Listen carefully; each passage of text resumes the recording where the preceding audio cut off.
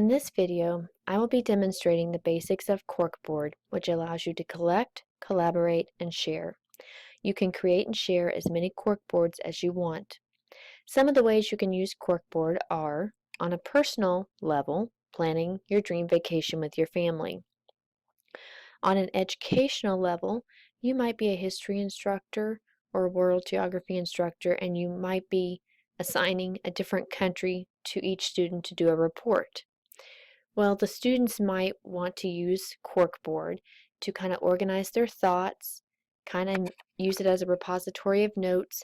They can post an image or a website and then provide some text information to kind of help them gather the information they need for the report.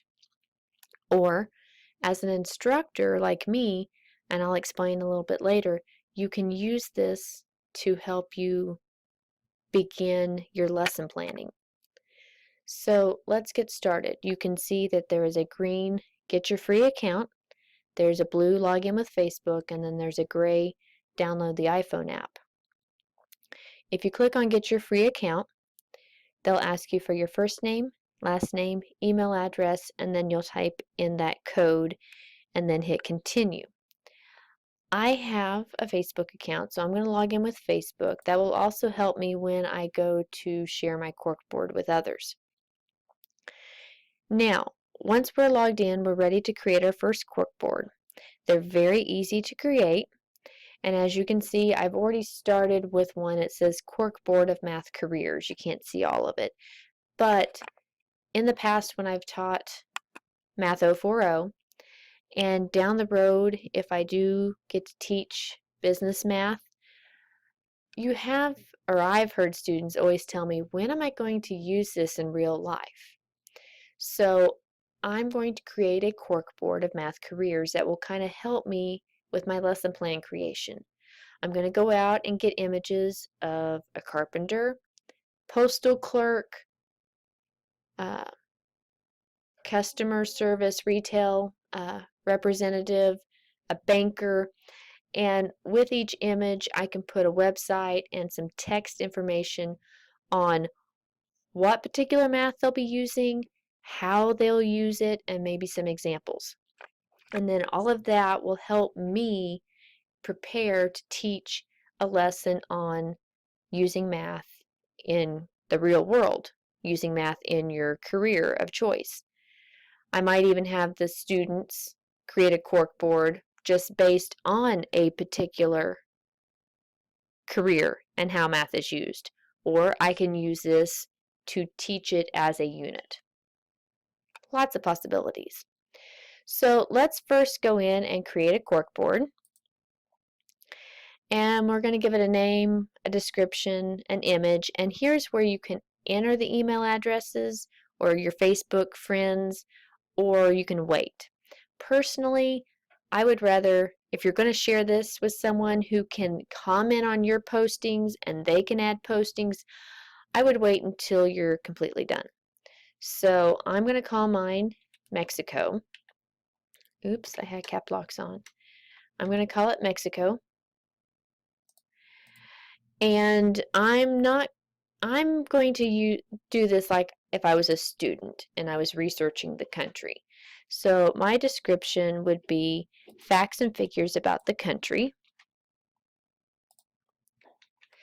And then I'm going to choose a file that I've already found, and I'm going to open it.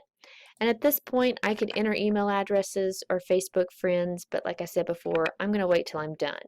So you create your corkboard. So here's your corkboard. You can either click the green Create Posting, or you can click the words double click to post. You do have an edit button, so you can edit anything on your board, and the delete button will delete your corkboard altogether. So let's create a posting, and I'm going to entitle this Guanajuato, which is one of the towns in Mexico. It's a little town. It's a valley, but it's up in the mountains. It's 2 hours northeast, I think, of Mexico City. And so the description, then could be facts and figures about the town. I might put in there, a note about the climate. I might then have something to say about the theaters and the cathedrals. This town is amazing. It's beautiful. It is where the Mexican citizens go on vacation. When I was there about 8 years ago, I think there was maybe 5 Caucasian, European people in the town total. Now, you can upgrade your account if you want to include some websites, and it's $5 a month. I'm going to go ahead and choose a file to go with Guanajuato. I've got a cathedral picture and I've got a theater, so I'm going to pick a cathedral. And like I said, you can share this with any Corkboard member or only me. So that's why I said let's not add friends or share this with others to make postings until you're absolutely done. Because you could have 5 public postings to this Corkboard and then you could have 4 private. So you could see all 9 postings, but whoever you shared it with could only see the 5. I'm going to make it public. And let's just say I've got it as a town, but let's say this was a specific cathedral. Then I could click here and put in the address for that particular cathedral. And then, of course, you've got to type the characters that you see. And then create your post. And now you can see there's the beautiful cathedral, Guanajuato.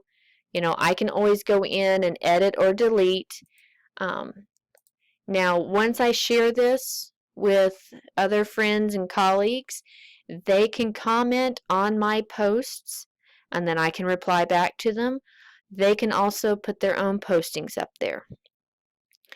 And since we didn't, I can edit the board and go back here and add the people I want to add now that I'm done.